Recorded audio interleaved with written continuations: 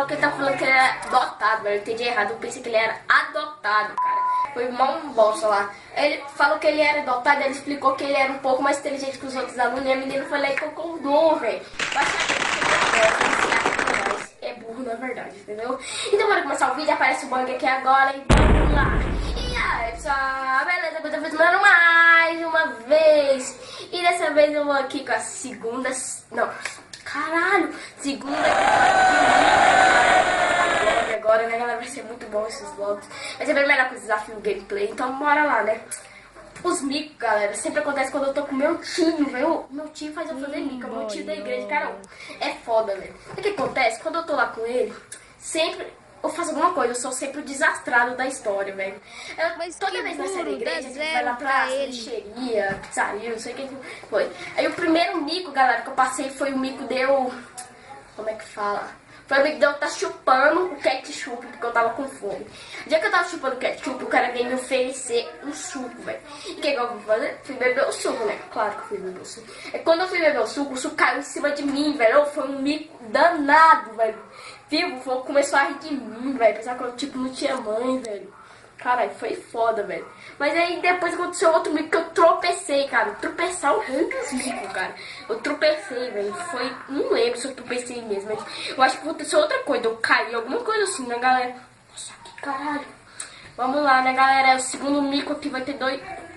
Caralho, eu tô cuspindo, velho. Vai ter dois micos aqui, galera. O segundo mico, galera, aqui eu. Cara, eu esqueci, velho. Não, foi lá no culto, lá do meu tio, né, galera? Aí, tipo, lá no culto, ele falou, tipo assim, galera, vem aqui pra receber a unção, não sei o que lá. Vai tá tirando, né?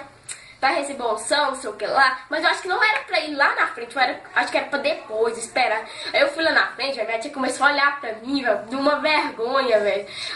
Aí só foi um mico da minha tia, né? Que minha tia olhou pra mim e começou a rir. Foi mó engraçado. Aí no outro dia, cara, eu comecei tipo assim, velho. Eu ia lá na minha avó, que é aqui em cima. Velho, eu ficava morrendo de medo quando minha tia tava, velho. Foi foda, velho. Não aconteceu nada, mais ou menos. Galera, esse foi o vídeo de hoje. E eu tenho que contar uma coisa que aconteceu depois desses dois micos, galera.